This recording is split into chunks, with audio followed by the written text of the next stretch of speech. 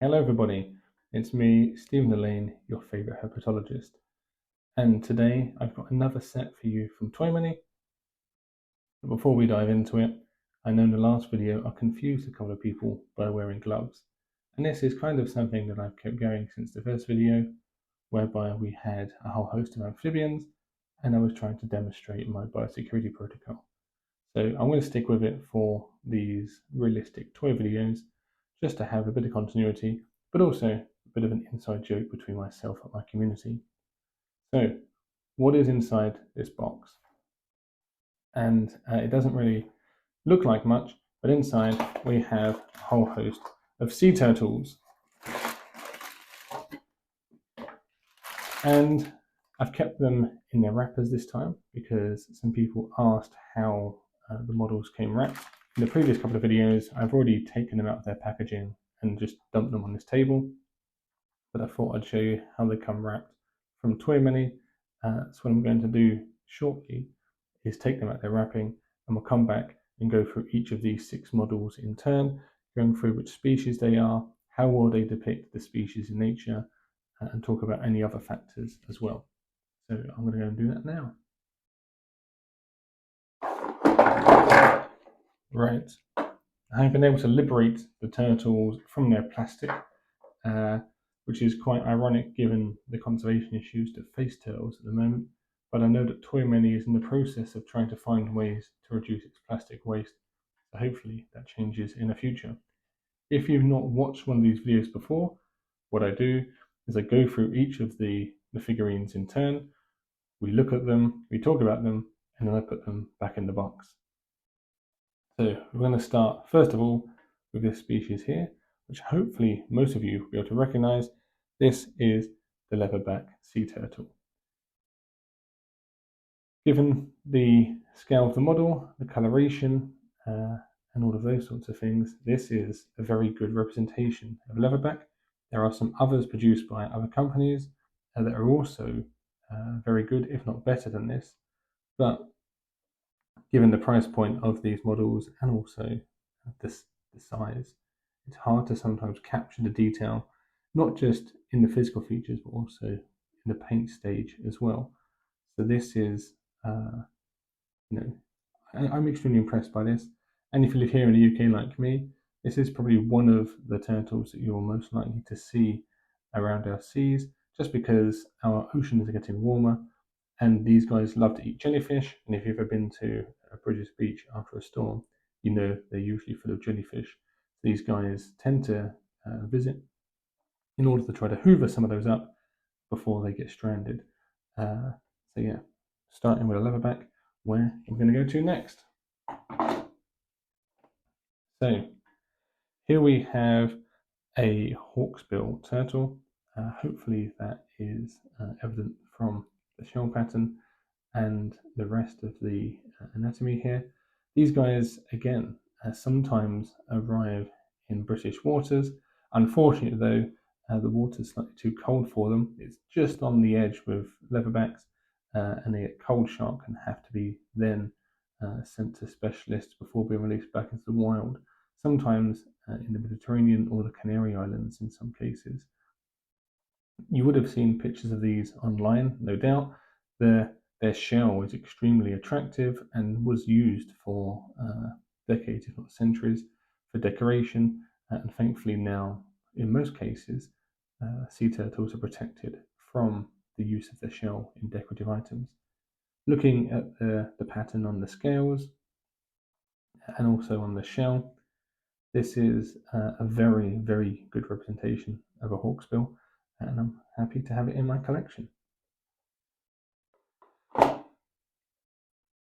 Here we go, let's pick this guy up. Slightly different pose, more dynamic, and this is a loggerhead turtle. Again, we sometimes get these British waters, but they're elsewhere in Europe, such as the Mediterranean and off of the West African coast in the Canary Islands. Again, nice warm waters. These guys, again, you have probably seen elsewhere.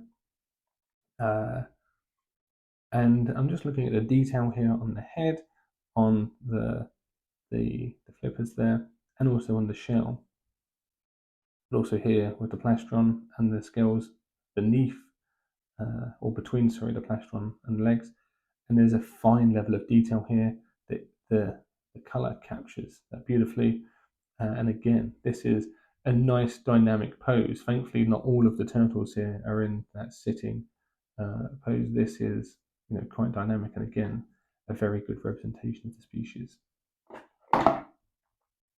Let's pick this guy up next. So this guy looks to me to be a green turtle. The pattern on the shells look kind of similar to that of hawksbills, and sometimes when I see photographs of hawksbills online, they're often mistaken for greens or vice versa. An easy mistake to make when you've got two species that look the same, but greens are slightly different in terms of size, shape, coloration, etc. You also see green sea turtles far more often in aquariums, and so I was at the London Aquarium recently, and I've got a couple there. And again, the shell is, it's nice and textured. I should say all of these figurines so far have been textured. It's not just flat. I'm not sure how well that comes across on the camera. All of the scales have a lot of fine detail.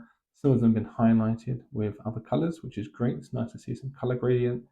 Gives the figurines a bit of, something a bit more. They feel more realistic.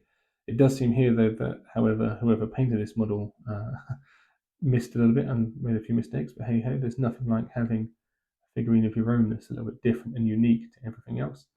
But to me, looks just like I would imagine a model of a green sea turtle to be, which is fantastic. And again, given the limitations or some of the limitations with the manufacturing process, not everything looks like the species that you expect it to look like. I've looked at a whole host of displays in museums, in zoos, in W.H. Smiths as well, of different animals, and sometimes you're left wondering what the animals you're looking at. There's no confusion here.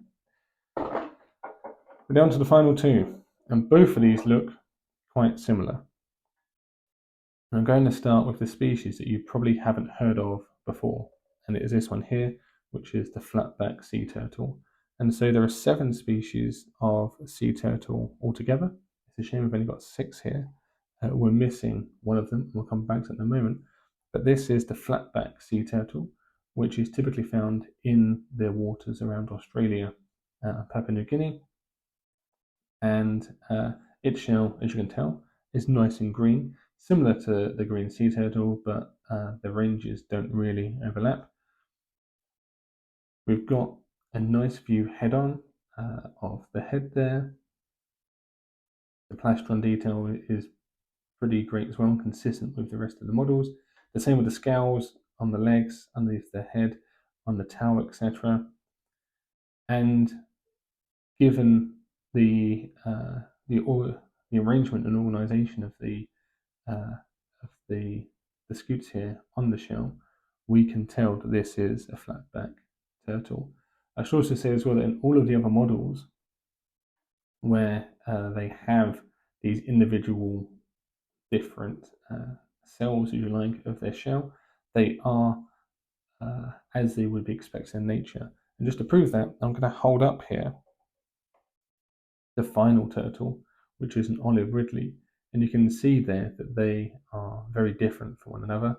And so the olive Ridley is unfortunately an endangered species that is found in the Atlantic. They beach and they nest, on beaches in the Americas. We sometimes get a couple of them washed up here in Britain after heavy storms, and they don't really do too well because it's far too cold here for them. And again, they will be sent somewhere warmer for rehabilitation and hopefully released back into the wild. But just like all of the other models, there's fine detail here on the legs, the tail, underneath the flippers, etc. The neck.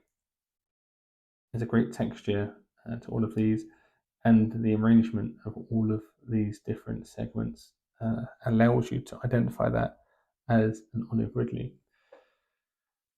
So those are the 6 sea turtles, and I know I said we are missing one, and that is the Kemp's Ridley sea turtle, which is similar to the olive Ridley, and it may be for that fact that it was left out of the set. But other than that, that is our 6-piece sea turtle playset from Toymany. And if you want to buy any of these figurines, there will be links in the description. And please don't forget to use my discount code should you want to get yourself a handy 10% off. Finally, thank you to Toymany for sending me a set of these to review, and I'm looking forward to seeing what sets they produce next.